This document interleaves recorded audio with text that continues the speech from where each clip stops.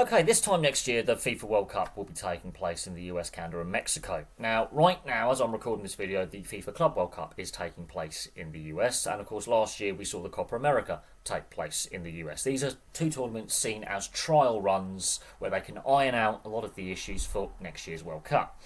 The issue is Canada and Mexico haven't really had any trial run tournaments for next year, so we don't know how the fan experience is going to be in Canada and Mexico in regards to accessibility to stadiums and public transportation, the playing surfaces, how well they're going to hold up. But in the US, there have been issues. Last year, the playing surfaces weren't great. There were issues at stadiums with accessibility, ticketing issues, security problems. We did see the final obviously have a lot of issues with fan disorder, I think is a good way to look at it. There were fan issues there with disorder. And a lot of fans have also criticised public transportation links to and from stadiums. So the fan experience hasn't been great, and there's been a lot of empty seats this year at the Club World Cup, and there were actually a lot of empty seats last year at the Copa America. So how are they also marketing the tournaments and what they're going to market and how they're going to try and sell as many tickets as possible, hotel space, for example. Now, yes, since last year's Copa America, we've seen a change in a political administration in the US. Obviously, we had Joe Biden was president last year. Now it's Donald Trump for his second term, and there's obviously been some, political stuff going on, which has meant that a lot of people from outside the US aren't travelling to the US. There's been a drop off in international travel to the US. So I do actually have some concerns about fan attendance next year. And that's something that's been a criticism of both last year's Copa America and this year's FIFA Club World Cup is fan attendance. So they are relying more on domestic fans to go to games. So how are they marketing it to the US fan?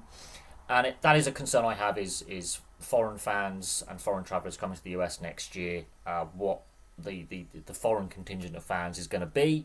We have heard some horror stories about immigration detaining people at US airports and at the Canadian and Mexican borders from overseas travellers, from entry, delayed entry, longer entry times from through TSA. We've heard of deportations of overseas nationals for silly things, like including not filling in your visa application or your declaration forms correctly, or making little minor errors.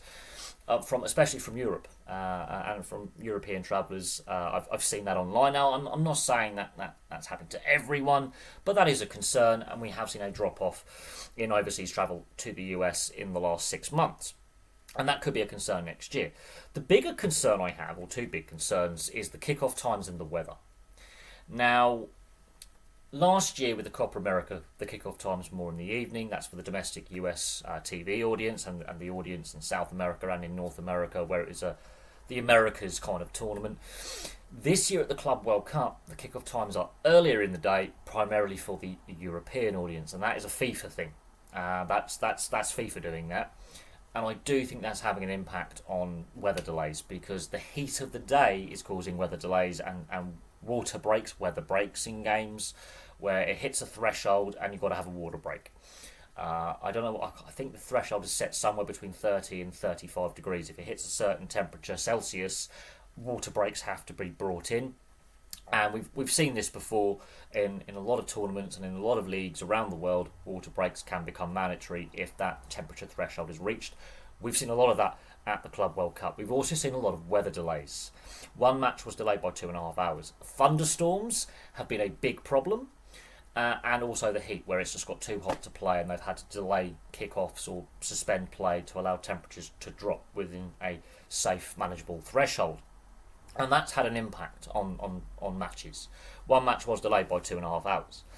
Now, going back in time, 11 years to 2014, in the build-up to the Brazil World Cup, England, for example, and a host of other nations were playing some warm-up games in Florida, in Miami.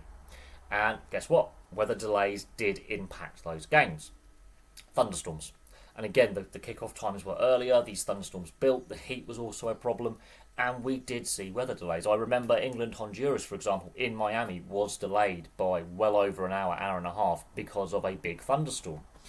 When the World Cup took place in Brazil, they delayed the kickoff times. Now, parts of Brazil have are only a few hours behind Europe in regards to time zone, but parts of Brazil are on the same time zone as the US East Coast. But they did delay the kickoff times to later in the day.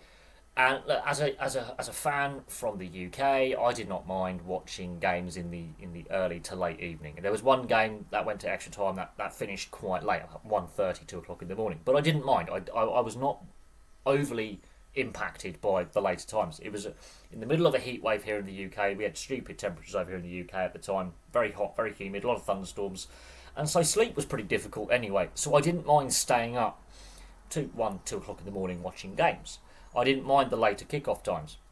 I think it actually worked rather well for the playing product we saw in 2014, and the TV viewership actually backs it up. Fans did not mind a later kickoff time. But I do also understand FIFA's thinking because of the Qatar World Cup and the time zone differential that we have with Qatar. They want to try and maximise the TV audience and the revenue from advertisers. They do want to maximise that. But is that going to impact the quality of play we see on the field, which fans have been critical of? Everywhere I look online, on social media, on news websites, on comment sections, fan forums, a lot of fans have been very critical of this Club World Cup. For a variety of reasons, but the empty stadiums, the weather delays, and the pace of the game. Because it's got so hot, the pace of the game is not fantastic. And that is a concern, is that the weather's going to cause these weather delays. We've got these time slots with broadcasters overseas, with the overseas TV rights that are worth billions and billions of US dollars. And the broadcasters have time slots. And, you know, when especially the last group games, when all games have to kick off at the same time, this could be a nightmare for broadcasters. Now, that's a broadcasting problem, but it could be an absolute logistical nightmare for broadcasters. So I do hope that when it comes to the World Cup next year, the kickoff times are later. Partly for player welfare, partly for the fan experience as well. And also the quality of the play we see on the field. So I do have concerns about the weather delays, and the quality of football that we see not being as good as previous tournaments. You know, we'll see what happens. Now, weather delays are not unheard of. We had a weather delay in the NRL, for example, in a match last weekend because of a thunderstorm. So weather delays are not unheard of, as I say. We've seen it multiple times. As a cricket fan, we get weather delays all the time because of, you know, bad light or rain, for example.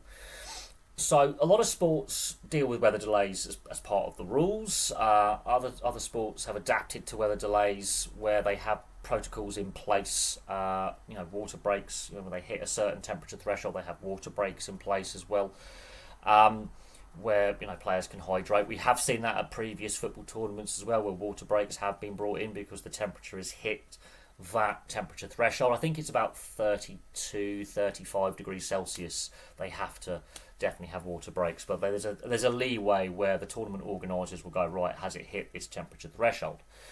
Now, as I'm recording this, we are actually in the middle of a heat wave here in the UK and across parts of Northern Europe, which is unseasonably warm. Now, look, it's nice weather out, but it's unseasonably warm. We have had some thunderstorms as well that have been pretty biblical with the amount of water they've dropped in a very short amount of time. We've also seen really high temperatures. Now, not on the level of 2022 when a lot of national records got broken, but not far off. Monday is meant to be potentially as high as 35, 36 degrees Celsius, and that's in June.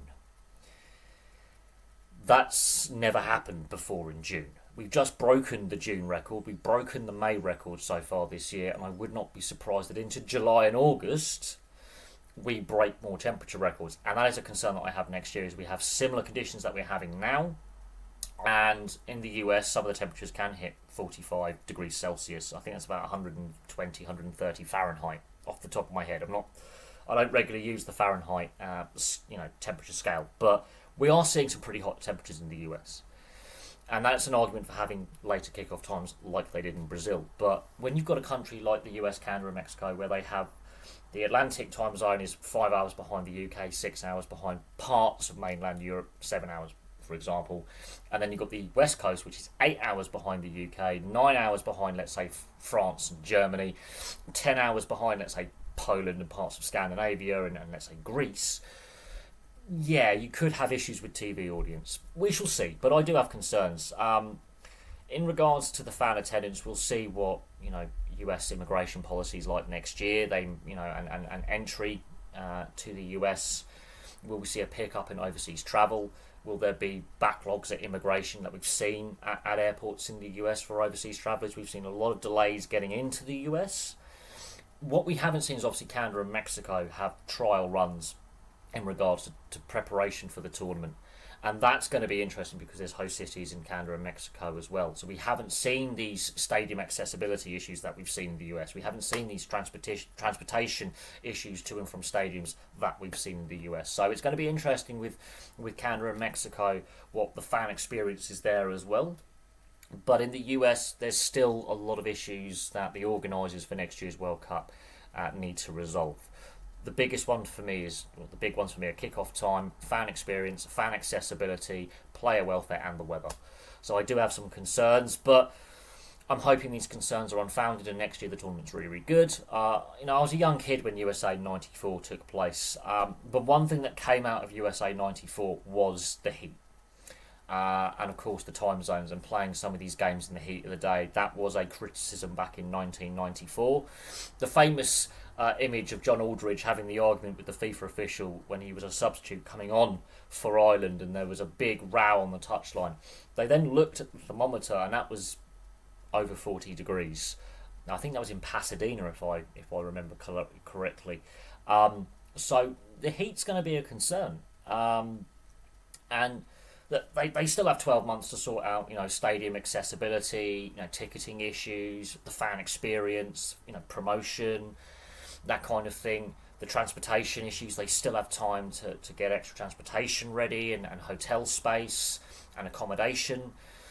There is still time for the organisers to iron out some of these issues, but we'll have to see what the World Cup's like next year. Anyway, that's my concerns for next year's FIFA World Cup. Thank you very much for watching.